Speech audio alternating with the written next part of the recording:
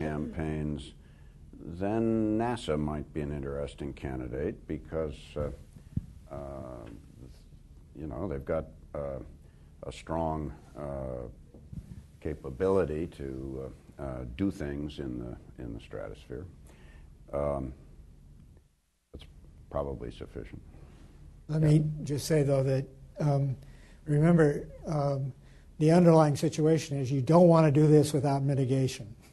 And we are not, one of the problems is we are not on course to do prudent mitigation. So part of the research effort has got to go into alternative technologies for mitigation. I'm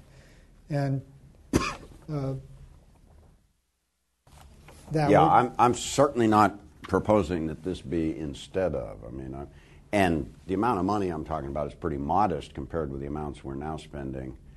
But stop to think about it. We've been talking for a couple of decades about carbon capture and deep geologic sequestration in the context of coal-fired power plants. And we're beginning to do a few minor things, but we still haven't got the first commercial scale plant up and running. All the pieces have existed at commercial scale for quite a long time, but we just haven't spent the money to put the pieces together. If you asked me to bet today on who will get the first commercial scale plant up and running, I'd put more money on the Chinese than I would on the U.S.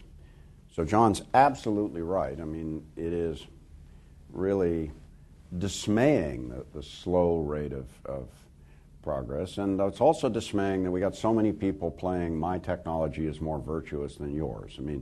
If we're going to achieve an 80% reduction in emissions, it's literally going to take everything we've got, and even still, I think there are good questions about whether we'll make it. I was going to say I'm biting my tongue, Steve, about the small reactor story, but I'll give it. It's very difficult to imagine how we're going to get a prudent standard without an expansion of nuclear power that is much broader than anything going on or even imaginable with current reactor designs. So one of the conclusions you reach, or current fuel cycle management practices, or current security relationships. So one of the things that you can say, I think, with some seriousness is that one of the things we're going to have to do in order to have any hope is to develop small, inherently safe, sealed reactor designs that you can put around the world, and the people who use them do not get at the fuel, cannot get at the fuel. But that's an entirely different industry from what we're currently talking about. So one of the things that absolutely needs to happen is there are about 8 or 10 of these designs, which is too many. There needs to be a runoff among them, and 2 or 3 of them brought to the point of commercial viability. And whatever else you do, you're not going to make it without that. But you're going to have to do a lot of other things as well. We got another, over here. Please. Hi, Alex Dagan, USAID.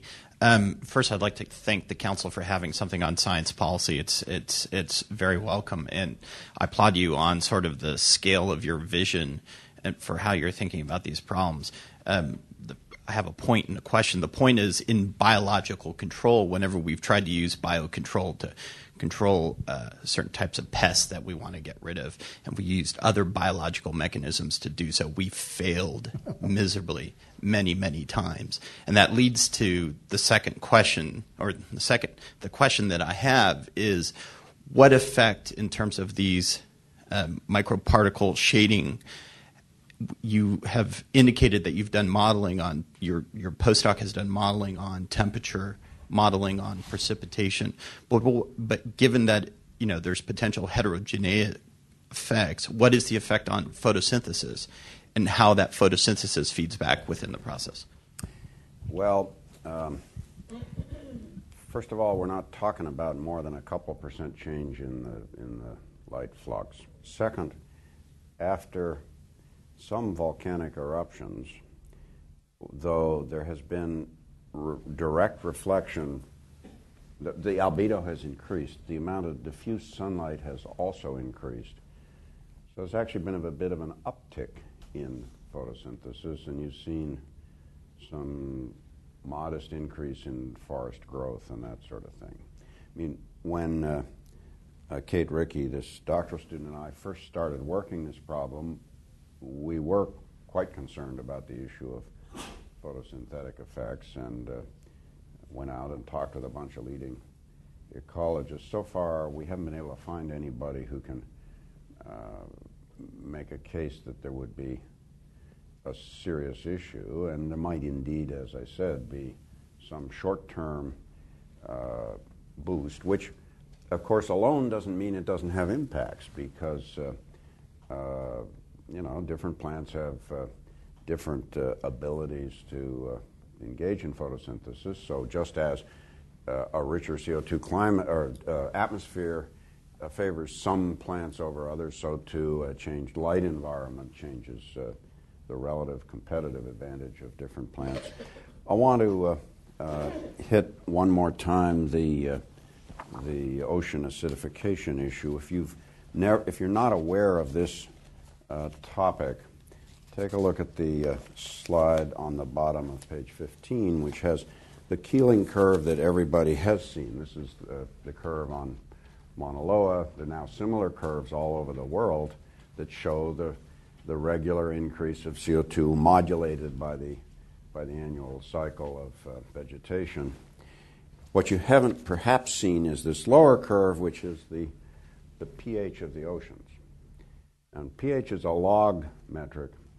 So what this is saying is that the oceans are today 30% more acidic than they were in pre-industrial times. This is not caused by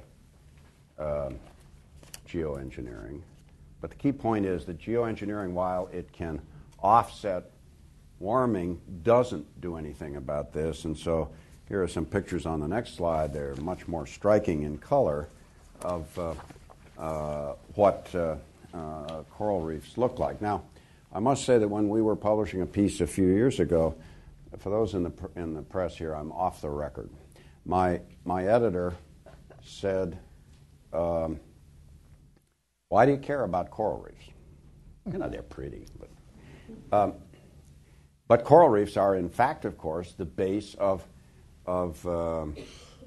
multiple ocean ecosystems." I'm back on the record, but I don't want to get any editors in trouble. Yeah. We're messing with the bottom of the food chain. Yeah, right, exactly. Not a good idea. I'm Eli Kintish with Science Magazine. First question's for John. You deal with lots of different countries in your work on non-proliferation. Do we know anything about what the other superpowers or the biggest players think about this? And the second question is, your idea was we won't mess with the atmosphere unless we all come to an agreement. But we have lots of international laws in which some countries might disagree. Why is that? If we were all in a room and one person was drowning or something, we might act in a way that would, cause discomfort to help that person. This gentleman, incidentally, you should know, in full disclosure, was at our meeting in Portugal, and I think you're writing a book, right? Comes out next month. Yeah. Well, On Geo-Engineering. I was going to ask you, for that reason, what your sense of the state of major power discussion here, but I don't think, to put it mildly, not very far along would be the answer. And I'm not aware of any. Well, I've gone to the State Department and talked about it, and they were kind of, oh yeah, really? I mean, they're not doing anything that I can detect that is attempting to engage broad discussion on this question. Go ahead. No. Well, may I just add, to be more specific, are the Chinese engaging in some of these discussions? For example, in Lisbon, did you have? Well, I mean, we had at this meeting in Lisbon someone from China, but they didn't talk about any active research program. I frankly do not know. Let's get you a microphone. My name is Michael Morans. My questions are two. One is on the bubbles. I keep thinking about the conflict of trying to put fluoride in water, the politics of that, and or using gene changes in meat there's a huge Yeah. part of the population